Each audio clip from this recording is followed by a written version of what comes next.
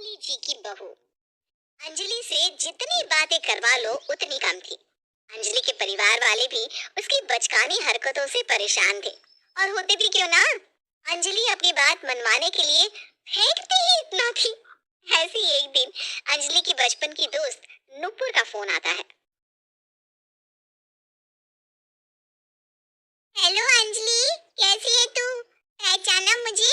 मैं उसकी वो दोस्त बहुत बोलने लगती है कि कैसे हो, बहुत वक्त बाद हम लोग मिले हैं। नुपुर। यार सच में नुपुर तू है? कितने दिनों बाद तूने मुझे याद किया। और तुझे मेरा नंबर कहाँ से मिला? पहले तू मुझे ये बता। अरे ढूंढने से तो भगवान भी मिल जाता है, पर ये तो तेरा छोटा सा नंबर था। वैसे ना मैं तुझे कल रात से फोन कर रही हूँ। ये क्या बात है, तू फोन उठाती ही नहीं? बहुत ज्यादा बिजी रहने लगी है क्या?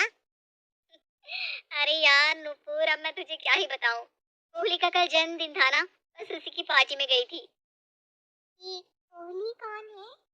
और ये ऐसा भी कौन सा आदमी है जिसकी पार्टी में जाकर तू इतनी बिजी होगी कि किसी का फोन भी नहीं उठा पा रही थी? तुझे पता भी है कल रात से मैं तुझे कंटिन्यू फोन कर रही हूँ। अरे कैसी लड़की है तू, कोहली को नहीं जानती? अरे विराट कोहली, जिसे पूरा देश जानता है, और तू नहीं जानती? जैसे ही नुपुर को विराट कोहली के बारे में पता चलता है, वो हैरान हो जाती है और बड़ी ही हैरानी के साथ अंजलि से विराट के बारे में पूछने लगती है। तू क्रिकेटर विराट कोहली की बात कर रही है क्या? तू उसकी पार्टी में गई थी? कैसे? तू जानती है क्या उसको?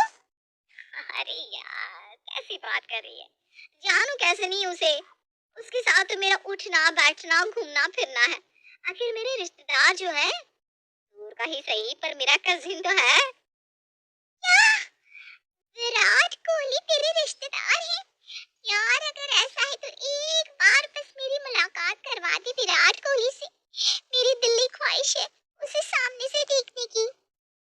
यार कोहली से तो मैं तुझे मिलवा भी दूं, पर वो फ्री ही नहीं रहता। तो तू जानती है ना वो कितना बड़ा क्रिकेटर है। पर कोई बात नहीं, मैं तेरे लिए ना पूरी कोशिश करूंगी कि तेरी मुलाकात विराट कोहली से हो सके। अच्छा मैं अभी फोन रखती हूँ, मुझे बड़ी बड़ी बातें करती है और फोन रख देती है। पर बेचारी नुपुर को अंजलि की बातों पर विश्वास हो जाता है, और वो अपनी सभी सहेलियों में इस बात को फैला देती है कि विराट कोहली अंजलि का रिश्तेदार है। अब क्या था, अंजलि की सारी सहेलियां अंजलि को याद करने जाती है। अरे भैया ये साड़ी कितने की है?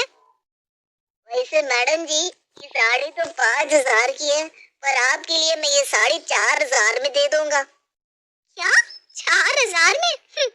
इससे भी अच्छी साड़ियाँ पहनती हूँ मैं, वो भी सिर्फ 1,000 2,000 में, और तुम मुझे 4,000 में साड़ी बेच रहे हो? ऐसी साड़ी अगर मैंने एक बार अपने भाई कोहली को बोल दी ना, तो वो मेरे लिए साड़ियों की दुकान खोल देगा। हाँ तो मैडम आप अपने भाई को ही बोल दो वो साड़ी की दुकान खोल दे, फिर आपका जो दिल करे फ्री में वो साड़ी निकाल कर पहन लेना। अरे भैया थोड़ा सोच समझ कर बोलो, बहुत बड़ा क्रिकेटर है। जानते नहीं हो क्या कोहली को? मेरी फ्रेंड उसकी रिश्तेदार है। अगर उसे पता चला कि तुमने उसकी बहन को ठगने की कोशिश करी है, तो सोच लो तुम्हारा क्या ही होगा। मेरी मानो तो साड़ी पर डिस्काउंट कर दो, क्या पता तुम्हारी मुलाकात मेरी फ्रेंड कोहली से करवा दी।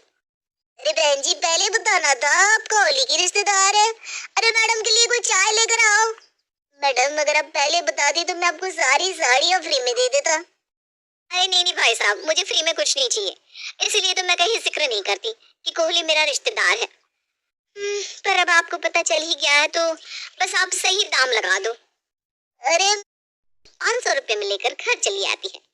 अब इसी तरह से अंजलि जहाँ भी जाती वहाँ कोहली का नाम लेकर डिस्काउंट ले लेती। यहाँ तक कि अब अंजलि अपनी सहेलियों के साथ किटी पार्टी में भी बस कोहली का नाम ही लेती और अपनी फ्रेंडों के सामने अपनी झूठी इमेज बनाती। अरे यार अब मैं तुम सबको क्या बताऊं।